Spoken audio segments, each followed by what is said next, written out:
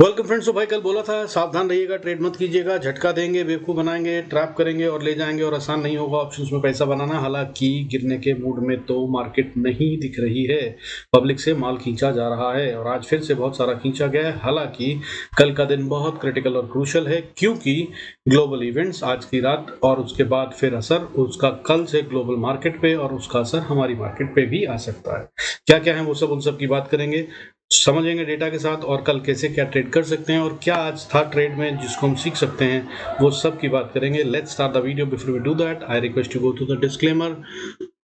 Disclaimer सभी norm, जरूरत हो तो वीडियो को पॉज कर पढ़ें। और साथ ही आज भाई बीपीसीएल में एक अच्छा गेम बन रहा है। कल गेल का बताया था, गेल के अंदर में बहुत अच्छा गेम बना, आज लोगों ने पैसा बनाया, गुड। और रिक्वेस्ट करूंगा भाई लोग, आप व्हाट्सएप पे जो मैसेज भेज रहे हैं वो यूट्यूब पे भी डाल दीजिए, that be great, other people can also look at. तो भाई चलिए शुरू करते हैं आज का वीडियो। आज देखिए भाई, ग्लोबल इवेंट 26 तारीख को हैं जो बहुत बड़ा इंपॉर्टेंट इफेक्ट डालेंगे ग्लोबल मार्केट पे, जो कि रियल जीडीपी डेटा जो आना है, जीडीपी एस्टीमेट आना है for the third quarter US का। तो वो भाई आएगा, अब मार्केट बंद हो चुकी है, अब हमारा आएगा और कल सुबह से मार्केट पर उसका असर दिखेगा। दूसरा, उसका ड्यूरेबल गुड्स का भी आना है, यूएस का डेटा कल ही, आज ही आना है। इनफैक्ट आज ही की बात करी 26, हमारे लिए कल है लेकिन उनके लिए तो आज 26 ही है। तो वो डेटा आएगा और उसके बाद आएगा central bank policy rate Mexico का, और ये बहुत इंपॉर्टेंट और क्रिटिकल होता है। अमेरिका ने रेट कट कर दिया है और अब उम्मीद ये की जा रही है कि बाकी सब जगहों पर भी रेट कट आएगा। अगर ये होता है मैक्सिको में भी तो that can also give a good positive impact on the markets. क्या होता है इन सब पे नजर रखिएगा। और इसके अलावा कल इन्फ्लेशन का डेटा है फ्रांस का, वो भी इम्पैक्ट डालेगा। कल फ्रांस का डेटा आना है इन्फ्लेशन का, और ये हमारी मार्केट के टाइम पे भी आ सकता है। और अगर ऐसा होता है मिड ऑफ द मार्केट 1:30 बजे के 2 बजे के आसपास, तो वो भी असर डालेगा। और ये सारे इवेंट्स जो हैं बहुत इंपॉर्टेंट हैं और अगर इन्हीं को देखा जाए तो खतरा हो सकता है, अदरवाइज खतरा कहीं दिख नहीं रहा है। क्योंकि देखो यार, वॉलेटिलिटी इंडेक्स कूल ऑफ हो गया आज फिर, ठीक है, बहुत नीचे आ गया है, 5% ज्यादा फिर आज नीचे गिरता हुआ नजर आया। बैंक निफ्टी और निफ्टी दोनों मजबूत चल रहे हैं। निफ्टी ने आज 26,216 की क्लोजिंग दी है। मैंने आपको बताया था 285, 276, 80 का लेवल, वहां तक ये छूता हुआ आया। हो जाएगा इतनी जल्दी मैंने भी नहीं सोचा था लेकिन हो गया भाई। और जिस तरह से हुआ है वो भी आपने देखा है। तो और वो जब इस तरह से होता है तो इसका मतलब ये होता है कि खुला पैसा फेंका गया है, सोच कर के भाई अब नहीं गिरने दिया जाएगा, क्योंकि ऐसे मूव नहीं आता। ठीक है, मूव लाने के लिए क्या चाहिए होता है, कुछ शेयरों को बढ़ाना होता है। तो मार्केट अगर साइडवेज चल रही हो तो फिर तो वो धीरे धीरे एक एक दो दो शेयर खरीद कर भी करा जा सकता है। लेकिन अगर मार्केट ऐसे चले जो बहुत रॉकेट स्पीड से जाती है तो उसके लिए इसका मतलब होता है कि बहुत तेज पैसा और बहुत ज्यादा पैसा लगाया गया है। इस रूल को याद रख लीजिए। तो इसी में बनती है सुपर कैंडल। सुपर कैंडल बोलते हैं कैंडल को, जो कि होती है लंबी वाली, जो नीचे से चलती है और ऊपर तक जाती है, लंबा रेंज को कवर करती है और एक दो रेजिस्टेंस को तो वो फाड़ देती है आराम से। अदरवाइज रूल ये कहता है कि प्राइस एक्शन में जब प्राइस चलती है तो वो किसी भी रेजिस्टेंस पे या सपोर्ट पे पहुंचती है तो वहां थोड़ा रुकती है, कंसोलिडेशन या डिस्ट्रीब्यूशन करती है और फिर उसके बाद आगे चलती है। लेकिन आज जो हुआ है उसमें सुपर कैंडल बनी है। तो सुपर कैंडल का रूल ये याद कर लीजिए, जब भी ये दिखे तब उसके अगेंस्ट नहीं खेलना कभी भी, ये बात याद रखना। आइए अब ये एक लर्निंग हो गई, आगे बाकी की बात करेंगे। चलते हैं और डेटा को समझते हैं। तो आज निफ्टी ने भाई 26,216 का हाई क्लोजिंग दी है और हाई जो था 250 का हमारा। लो 26,000 को तोड़ने से मना कर दिया मार्केट ने। 25,998 जैसे ही छुआ मार्केट ने वापस बाउंस बैक करा और रॉकेट स्पीड से ऊपर गई है, वो आपने जरूर देखा होगा। हालांकि अगर बढ़ने और गिरने वाले शेयरों की बात करें तो उसमें थोड़ी गड़बड़ है, उसकी बात अभी करते हैं। लेकिन उससे पहले अगर बैंक निफ्टी की बात करें तो बैंक निफ्टी कम बढ़ा है लेकिन फिर भी बढ़ा है। 54,375 की इसने क्लोजिंग दी है, 273 पॉइंट का गेन है जो कि 0.51% बनता है। हालांकि इसकी रेंज आज 450 पॉइंट की दी, 456 पॉइंट की, ठीक ठाक सी होती है एवरेज रेंज। गेम मगर इसमें भी ठीक ठाक था। इसने लो जो मारा आज वो 54,010 का मारा, इसने भी 54,000 को तोड़ने से मना कर दिया है। और अब 54,000 बहुत इंपॉर्टेंट लेवल हो गया है। जब तक इसके नीचे न जाए तो सेल के ट्रेड ना ढूंढे भाई, फॉल में भी try and look for the buy opportunities. इसके अलावा कल के लिए का इंपॉर्टेंट लेवल होगा बैंक निफ्टी का, तो बैंक निफ्टी का इंपॉर्टेंट लेवल होगा 54,475। इसको नोट कर लीजिए। जब तक फ्यूचर इसके नीचे ना आ जाए तब तक भाई सेल का मत सोचिएगा। अभी कहाँ पे है 497, और ये अभी 497 मतलब 500 पे है, तो ये ऊपर ही रहना चाहिए। सिर्फ 30 पॉइंट की बात है, अगर इसके नीचे आ जाए तब ये रेजिस्टेंस का काम कर सकता है और तब आप सोच सकते हैं कि सेल का ट्रेड ढूंढे। और इसको फिर अपना रेजिस्टेंस या अपना स्टॉप लॉस बना लें, इसके ऊपर फिर आ जाए अगर तो फिर बाहर निकल जाइएगा। ये है लेवल कल के लिए फ्यूचर का। निफ्टी के फ्यूचर का लेवल क्या है कल के लिए? 26,250। 250 के जब तक ऊपर है भाई, खेलेगा सिर्फ ट्रेड बाय का ही। अभी कहां पे है फ्यूचर? 285 पे, 285 पे है, करीब 35 पॉइंट का गेम है। इसके बीच में ऊपर ही जाए तो बढ़िया है, नीचे नहीं आएगा और नीचे आने के मूड में है नहीं है। हालांकि जो मैंने बताया एडवांस डिक्लाइन रेशियो, उसमें गड़बड़ है। उसमें क्या गड़बड़ है? आज बढ़ने वाले शेयरों की गिनती कम थी कंपैरेटिवली और गिरने वाले शेयरों की गिनती आज फिर ज्यादा थी। जैसे कि कल 1460 शेयर गिर रहे थे, तो आज भी लगभग 1400 शेयर गिरते हुए नजर आए। और बढ़ने वाले शेयरों की गिनती कल 1008 थी और आज 1025। तो बहुत ज्यादा फर्क तो नहीं है, लेकिन मार्केट में कल आया था सिर्फ 63 पॉइंट्स का मूव और आज आया है 211 पॉइंट का मूव। समझिए इसको कि दमदार है मूव तो ऊपर का, लेकिन फिर वो बढ़त क्यों नहीं दिख रही उन शेयरों में जहां पे आनी चाहिए? कुछ कैच हो सकता है। हालांकि भाई मैं कहीं से कहीं तक नहीं कह रहा हूं कि कहीं भी बियर ने कोई कुछ करा। बियर तो आज ऐसा लग रहा था जैसे बिल्कुल चद्दर ओढ़ के सो रहे थे, कोई काम ही नहीं कर रहे थे, उनका कोई मूड नहीं था आज, ठीक है। हालांकि उन्होंने बीच में एक झटका जो दिया उसमें उन्होंने बहुत सॉलिड जो कॉल्स राइटिंग हो रखी थी, कॉल राइटिंग, उसको रिकवर करा, ठीक है। तो पुल बैक हुआ, वो दिखा था एक बस, उस मूवमेंट के अलावा कोई बियर्स का खेल नहीं दिखा और मार्केट दमदार थी द होल डे। आज क्या हुआ? आज भी भाई बहुत मोटा पैसा लगा है और दोनों पार्टियों ने बाय करा, एफआईआईज ने भी और डीआईएस ने। डीआईएस ने मोटा बाय करा है 2405 करोड़ का और एफआईआईज ने 629 करोड़ का। तो टोटल में 3000 करोड़ के पार चले गए, दोनों ने मिलकर बाय करा। और इसका फिर से मतलब क्या है? पब्लिक से माल खींचा गया है और जब पब्लिक से माल खींचा गया है तो भाई फिर से बता रहा हूं, मार्केट गिरने के बिल्कुल मूड में नहीं होती। इसका मतलब होता है कि मार्केट और ऊपर जाएगी।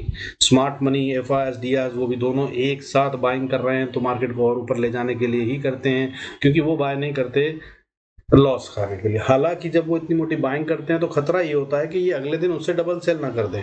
तो बस उतने पे नजर रखना है। डीआईएस से तो बहुत ज्यादा खतरा है नहीं, एफआईएस से है, उन पे नजर रखिएगा। उसके लिए मैंने आपको बता दिया ग्लोबल मार्केट्स को देखते रहिएगा, उसका इंपैक्ट होगा। उसके लिए तो वैसे भी मार्केट खुलने से पहले पता चल जाएगा। वो गिफ्ट निफ्टी पे क्या लेवल देखना वो मैं बताता ही हूँ। सेक्टर वाइज देखें तो सेक्टर वाइज भी आज खासी मजबूती थी। तो पहले गिरने वाले शेयरों की बात कर लेते हैं। सेक्टरों में अगर बात करें तो आज स्मॉल कैप में गिरावट थी, वो भी बहुत ज्यादा नहीं थी, 0.48%।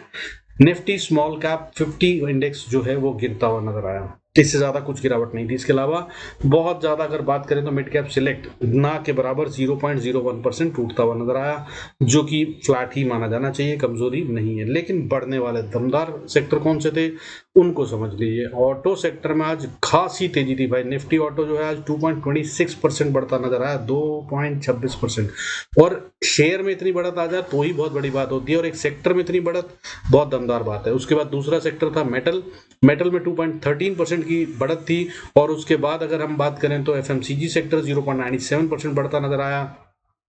हालांकि इनसे बीच में अगर बात करें तो एमएनसी जो होता है एक सेक्टर, हालांकि इसका बहुत इंपैक्ट नहीं होता निफ्टी की वैल्यूएशन में, बट 1.32% बढ़ता नजर आया ये भी। तो ये थे टॉप गेनिंग सेक्टर। और आज देखिए ये है दम मार्केट में।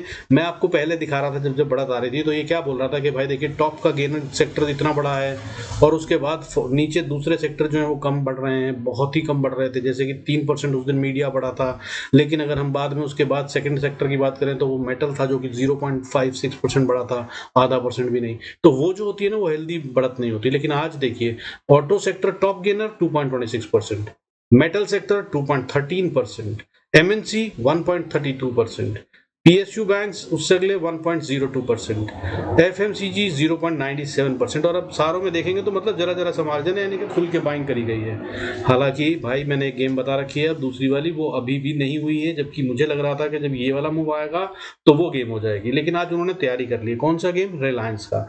भाई रिलायंस आज ठीक ठाक चलता हुआ नजर आया, लेकिन 3000 का लेवल इसने आज भी पार नहीं करा है और 8 रुपए बढ़कर 2995 पे क्लोज हुआ है। तो भाई अभी उस पॉइंट पे है जहां से ये भी एक अच्छा मूव देगा। अब ऊपर का देना है तो ये 3000 के ऊपर ही टिकेगा, और अगर इसको नीचे देना है तो ये पॉइंट पे है जहां से ये रिवर्सल ले सकता है। तो इस पे नजर रखिएगा। और ये इंपैक्ट डालता है निफ्टी की वैल्यूएशन पे, टोटल पे भी खासा बड़ा कंट्रीब्यूशन है। अगर बाकी के शेयर ना बढ़ रहे हैं और ये अकेला गिर रहा हो एक आध परसेंट अगर ये गिर जाए तो निफ्टी भी गिर जाता है एक आध परसेंट, उतना इम्पैक्ट है इसका, नजर रखिएगा। इसके अलावा HDFC बैंक भाई ये बन गया है 1783 1783 पे, बट ये अब बढ़ने के मूड में नहीं दिख रहा है, तो बैंक निफ्टी को बहुत बड़ा कंट्रीब्यूशन देता है ये भी एक वो शेयर है जो हिला सकता है निफ्टी की वैल्यूएशन को। निफ्टी की वैल्यूएशन को अगर रिलायंस और HDFC एक साथ गिर जाएं और बाकी की सारी मार्केट में बाइंग हो रही हो और समझिए कि 100-150 पॉइंट, तो ये खुद ही गिरा देते हैं, इतना दम है इनमें। सो बस इन पे नजर रखिएगा, बाकी खतरा नहीं है। IT सेक्टर में भी आज बढ़त आ गई है, सो दमदार दिख रहा है। बाकी इसके अलावा अगर आप बात करें तो चार्ट्स पे, चार्ट्स के ऊपर चल के बात करते हैं। अच्छा, मैं आज के लिए क्या शेयर दे रहा हूँ, कल के लिए क्या गेम खेलना है, तो भाई कल के लिए गेम मुझे जो दिख रहा है वो भाई अच्छा, एक तो पहले इंडियन कार्ड भाई एक लॉन्ग टर्म वाला देता हूँ।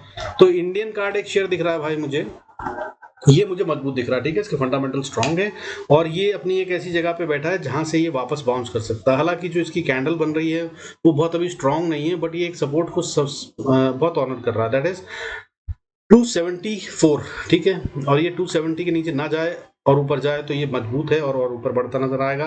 लॉन्ग टर्म के लिए अगर आप इसमें थोड़ी थोड़ी बाइंग करें तो बहुत अच्छा भी हो सकता है मेरी समझ से, क्योंकि इसके फंडामेंटल्स बहुत स्ट्रांग हैं। 277 पे है, ठीक है, तो मैं अब कह रहा हूं, मैं ये कह रहा हूं कि ये एकदम से भाग जाएगा ऐसा वाला शेयर नहीं लग रहा है, लेकिन इसके फंडामेंटल स्ट्रांग हैं, तो इन्वेस्टर्स चाहें तो इसमें थोड़ी थोड़ी बाइंग कर सकते हैं मेरी समझ से।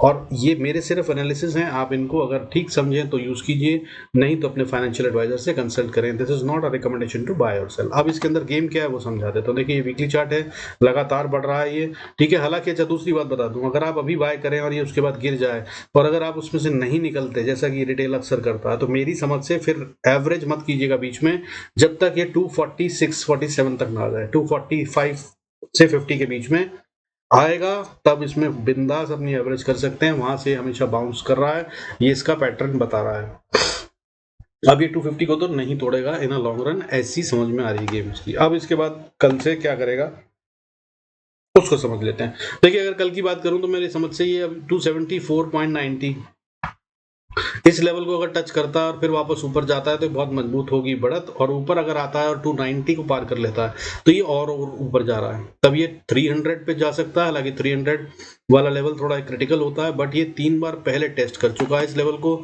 सो अब की बार अगर गया तो ये ब्रेक कर सकता है। कब कब कर चुका है उनको टेस्ट, ये देख लीजिए आप। देखिए ये था लेवल, इसने 300 को लेवल को छुआ और नीचे पलट गया, ठीक है। दूसरी बार ऑलमोस्ट 300 के लेवल से थोड़ा सा पहले पलट गया, उसके बाद ये 300 के लेवल को यहाँ पे 2 दिन इसने छुआ, ऊपर गया, नीचे आ गया। अब अगर ये यहाँ से वापस जाता है जो कि अपनी सपोर्ट पे खड़ा है, तो ये अगर अब ऊपर जाता है और 300 को पार कर लेता है तो मेरे हिसाब से देखिए 3 अटेम्प्ट के बाद अगर चौथा अटेम्प्ट आता है ना तो बहुत स्ट्रांग अटेम्प्ट होता है और फिर ये ऊपर जा रहा है, और मेरी समझ से तब ये 331 तक भी जा सकता है, यानी कि हमें सीधा सीधा 12-15% का गेन मिलता है, ये दिख रहा है। ये अगर हम मिड टर्म के लिए भी बात करें तो, हाउएवर लॉन्ग टर्म के लिए तो भाई ये मैंने बताया कि फंडामेंटल स्ट्रांग है तो जा ही सकता है। अच्छा, दूसरा शेयर अब कल के लिए ट्रेडिंग के लिए BPCL भाई, भारत पेट्रोकेमिकल्स लिमिटेड। तो ये BPCL को देख लीजिए, ये F&O वाला शेयर मांगते थे आप लोग, तो भाई मैं बता रहा हूँ जो मेरे एनालिसिस है आपको समझ में आया तो भाई देखिए BPCL में बढ़त के सीन दिख रहे हैं, स्ट्रांग लग रहा है ये शेयर। RSI 54 पे है और नीचे जाके वापस ऊपर आई है, जो कि एक साइन ऑफ रिवर्सल होता है, तो ये हो गया मजबूत सा साइन इसका, ठीक है। आज जो कैंडल बनी है वो बुलिश कैंडल है, दो डोजी को पार कर कर, दोनों के हाई को पार कर कर ऊपर इसने क्लोजिंग दी है, ये भी बुलिश साइन होता है, तो ये मजबूत है, ग्रीन कैंडल है और ठीक ठाक वॉल्यूम के साथ है, जो पिछले 2 डोजी में थी उनके ऊपर था। अब ये ऊपर से एक बहुत इंपॉर्टेंट रेजिस्टेंस को क्रॉस करके और एक इंपॉर्टेंट रेजिस्टेंस को टच करके बैठा है, नीचे से पार कर दिए जो रेजिस्टेंस ने वो 343 है, तो यानी कि ये मान लीजिए 342 आपका स्टॉप लॉस बनता है। और अगर ऊपर की बात करूं तो भाई 347 ये ऊपर में रेजिस्टेंस बनती है। अब इन 2 लेवल के आर पार जिस तरफ जाइए उसको पकड़ लीजिए, मेरी समझ से इसमें दम है और ये ऊपर जाने का मूड बना रहा है। अगर ये 347 के ऊपर जाता है तो मेरे समझ से ये फिर 350 से 54 तक जा रहा है, 354 तक, और ये आने वाले 1 से 2 दिन में होता हुआ नजर आ सकता है, तो ये एक अच्छा गेम बन रहा है। हाउएवर अगर ये नीचे आता है, जैसा कि मैंने बताया रिवर्सल लेता है, तो भाई एक लंबा ट्रेड बनता है फिर, तो उसके बाद ठीक है नीचे 340 को तोड़ने के बाद ये अगली सपोर्ट 337 तक पाता है, 337 पे भी थोड़ा रुक रुक के चलेगा। इसको तोड़ दिया तो फिर ये 333 सॉरी 333 ये है बस इसकी जगह। अगर इसको तोड़ा इसने तो फिर ये कम से कम नीचे 320-22 तक आ जाएगा। ये 10 रुपए 8 रुपए कम से कम देगा। तो कहीं भी आप इनमें चाहें तो लेवल्स को यूज कर सकते हैं। अगर आप एफ&ओ करते हैं तो भाई ऑप्शन, जैसे कि आज जिन्होंने भेजा मैसेज उन्होंने थैंक यू बोला कल के गेल के लिए, तो वो तो ऑप्शन में खेल रहे थे।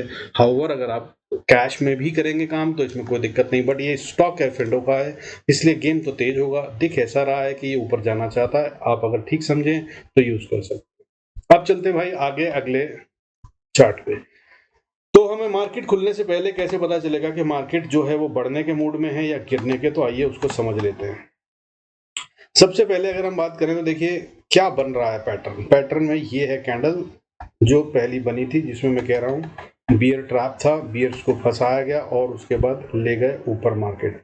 वो ये लेवल था, ये देखिए ये जो कैंडल बनी है ये वाली कैंडल भाई खतरनाक कैंडल थी और ये कैंडल में बियर्स को ट्रैप किया गया, लालच दिया गया, या ये जो बियर्स पहले फंसे हुए थे जिन लोगों ने कॉल राइटिंग करी थी वो यहाँ पर गायब हुए।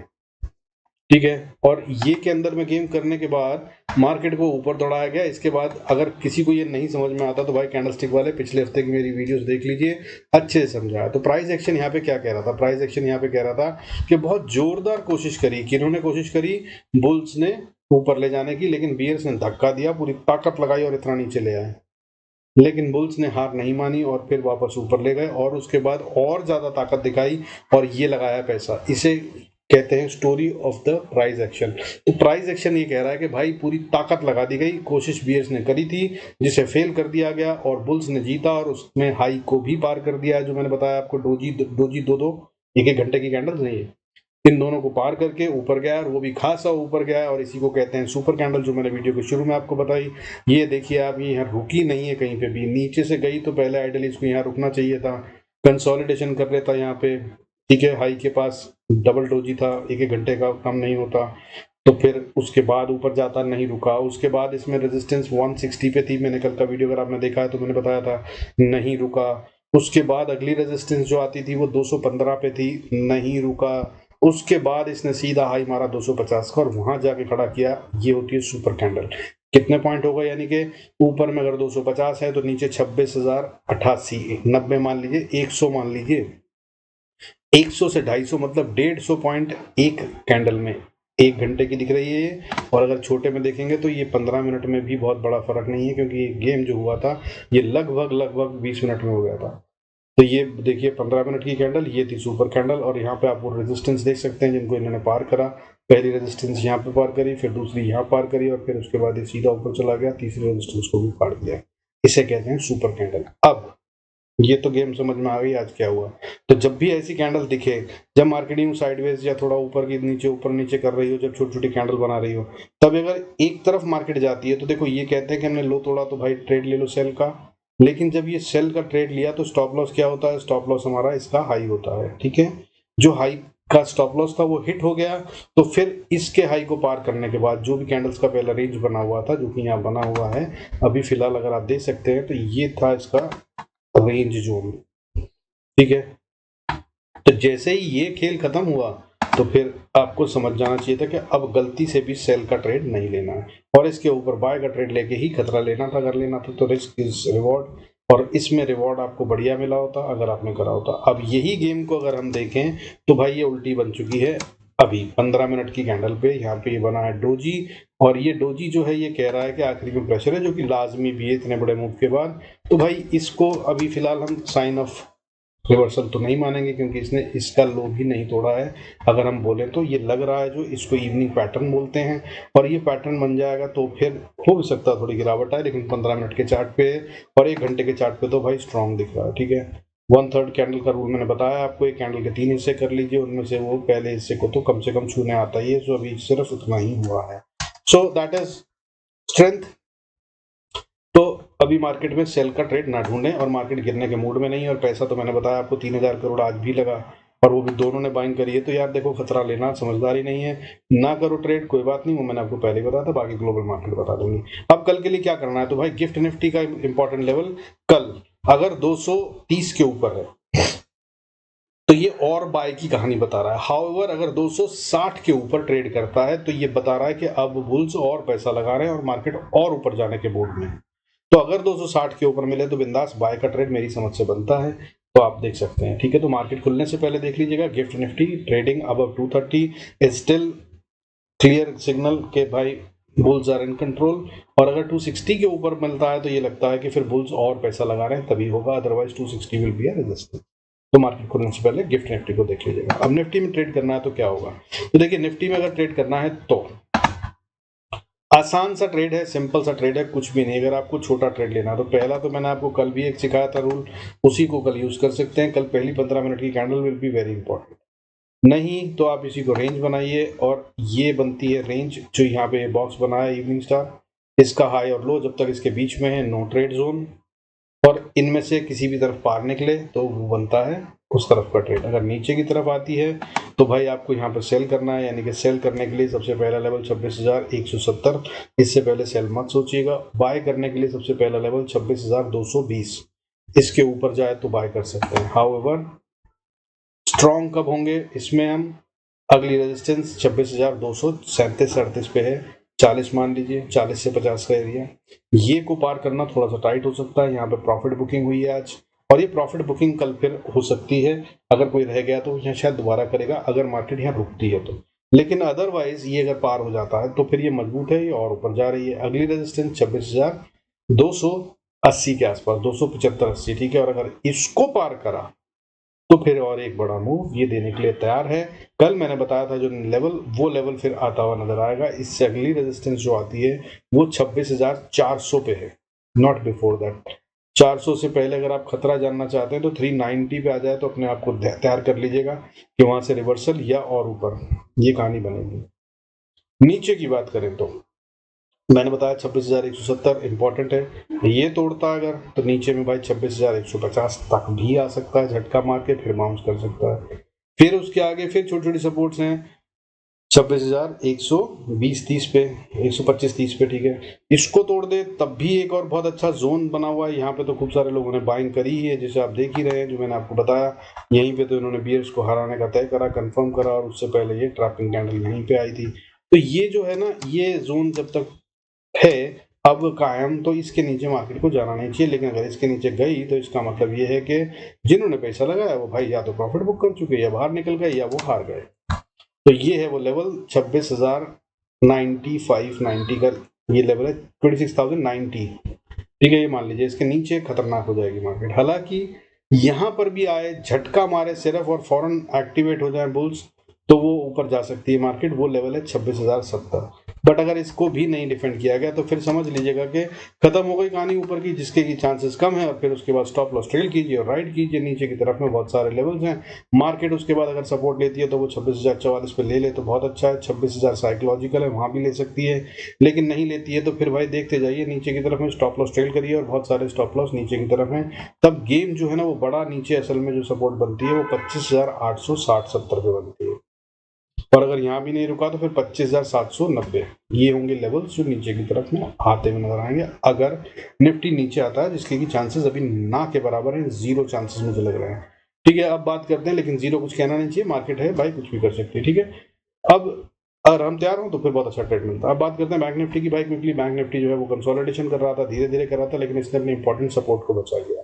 अभी ये है 25,054 सॉरी 54,262-60 के आसपास। अगर ये तोड़ता है नीचे की तरफ में 54,240 को, तो ये कमजोर है, वरना उससे पहले तो सेल का सोचिएगा मत। और उसके भी नीचे में बोलूं तो भाई 54,170, और उसके बाद फिर 54,100, और उसके बाद फिर 54,000 का लेवल भी इंपॉर्टेंट है। यहाँ तक अगर आता है तो यहाँ से कहीं से भी बाउंस कर सकता है, इसकी ये स्टोरी है।